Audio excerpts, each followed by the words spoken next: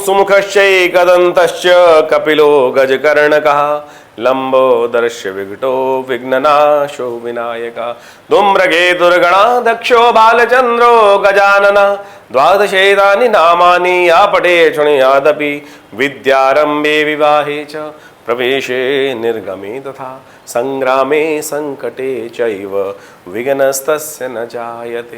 नमस्कार, स्वागत है आप, मैं आचार्य विक्रमादित्य आपके साथ हूं और आज का विषय है मीन राशि वालों के लिए राहु का जो ये परिवर्तन हुआ है वो क्या कुछ करने जा रहा है। राहु महाराज जो हैं वो परिवर्तन कर रहे हैं अपनी राशि को और वो मेष में चलते हुए अब मीन राशि में आ रहे हैं और मीन राशि जो है वो आपकी लग्न राशि है मीन राशि वालों। और केतु महाराज जो अभी तक तुला राशि में चल रहे थे वो आपके सप्तम भाव में जा रहे हैं, वो विशेष तौर पर कन्या राशि में आ जाएंगे। तो यानी लग्न में और सप्तम में इन दो ग्रहों का परिवर्तन होने जा रहा है। अभी तक राहु महाराज बृहस्पति के साथ चल रहे थे और राहु ने वहां बृहस्पति के शुभत्व को कम कर रखा था।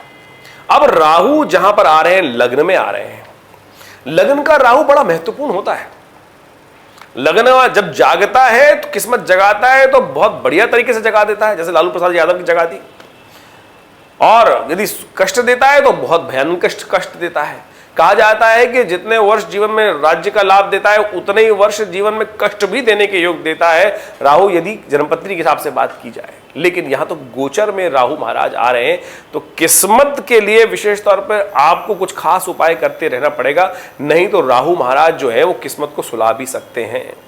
लेकिन एक बहुत अच्छी बात हो रही है, पिछले करीब 6 महीने से 18 महीने से तो राहु का परिवर्तन हुआ, वो आपके द्वितीय भाव में चल रहे थे। लेकिन पिछले 6 महीनों से बृहस्पति महाराज आपके द्वितीय भाव में गोचर के दृष्टिकोण से चले गए थे, लेकिन राहु के कारण से अपना शुभत्व कर नहीं पा रहे थे। राहु द्वितीय भाव का जो बृहस्पति है वो तो किस्मत को जगाने वाला होता है, धन को आगमन करने वाला होता है, समृद्धि देने वाला होता है। लेकिन राहु के कारण से राहु बृहस्पति का जो प्रभाव था वो गुरु चांडाल योग के निर्माण के कारण से बृहस्पति भी अपना शुभ फल नहीं देने वाले थे। अब राहु परिवर्तित होकर लग्न में आ गए और लग्न विशेष तौर पर बड़ा महत्वपूर्ण भाव होता है। आपकी पर्सनालिटी, आपके सुख और कई प्रकार से आपके लिए कई प्रकार के संबंधों को आपको वहां बताता है। सबसे पहली चीजें तो आपको ध्यान रखनी चाहिए कि किस्मत को आपको लगातार जगाए रखने के लिए कुछ खास उपाय लगातार करते रहने पड़ेंगे। हर संक्रांति के दिन, विशेष तौर पर संक्रांति जिस दिन सूर्य परिवर्तित होता है उस दिन सबसे श्रेष्ठ उपाय आप नोट कर लीजिए, कहीं आपको मिलेगा नहीं, इस बात का ध्यान करने का प्रयास करें। संक्रांति के दिन सबसे श्रेष्ठ उपाय आप कर सकते हैं गेहूं का दान। किसी मंदिर में तांबे के बर्तन, पंचपात्र इत्यादि होते हैं, उनका दान कर दीजिए।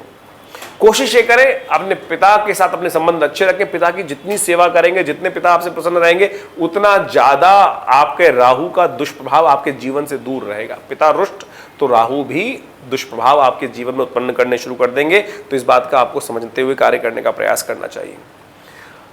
गौ सेवा और विशेष तौर पर लाल रंग की गौ की सेवा, जितने आप गौशाला में चले जाएं, लाल रंग की जो गाय हो, भीगे हुए जौ कभी कभी संक्रांति के दिन विशेष तौर पर गाय को खिला दिया कीजिए। ये बहुत बढ़िया तरीके से आपकी किस्मत को जगाने वाला रास्ता बन सकता है। लेकिन बृहस्पति का परिवर्तन, बृहस्पति बहुत सुंदर तरीके से ये परिवर्तन जो आपकी राशि में हुआ है ये बड़ा महत्वपूर्ण आपके लिए रहने वाला है। आने वाले 6 महीने में बृहस्पति धन के संबंध में, आपके क्रिय विक्रिय के संबंध में आपके लिए बहुत सुंदर तरीके से लोग योग बनाने की स्थिति उत्पन्न कर रहे हैं। तो ऐसे में बृहस्पति का पूर्ण फल प्राप्त होगा राहु को ठीक करने के लिए, क्योंकि राहु यहां पर लग्न में जब आते हैं तो इंटेलेक्ट तो बहुत बढ़िया देते हैं, विचार बहुत बढ़िया दे देते हैं, आपके अंदर ऐसे विचार जगा देते हैं कि जो कार्य को किस प्रकार से पूर्ण करना है। लेकिन किस्मत साथ कभी नहीं देती और जितने दिन किस्मत गड्ढे में डालती है उतने दिन राज्य भी कराती है। यह भी बड़ा विचित्र प्रकार का योग बनता है। लेकिन कुछ ना कुछ कहीं धोखा भी प्राप्त करने के योग बना सकता है। तो ऐसी किस्मत को जगाए रखने के लिए कुछ खास उपाय, एक काम और कर सकते हैं।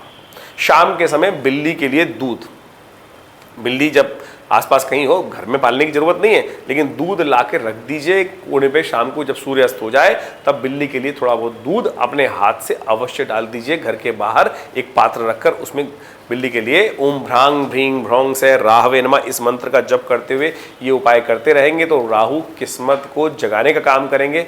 अन्यथा राहु यहाँ का परिवर्तन जो कर रहे हैं वो कहीं ना कहीं किस्मत को कष्ट देने के योग बना सकते हैं। तो ये उपाय लगातार अवश्य करते रहने पड़ेंगे आपको, क्योंकि 18 महीने के लिए राहु महाराज परिवर्तित होकर केतु के साथ जो योग बना रहे हैं आपके लग्न में और सप्तम में, ये कहाँ कहाँ कष्ट देंगे वो सब हमने आपको समझाने का प्रयास किया है।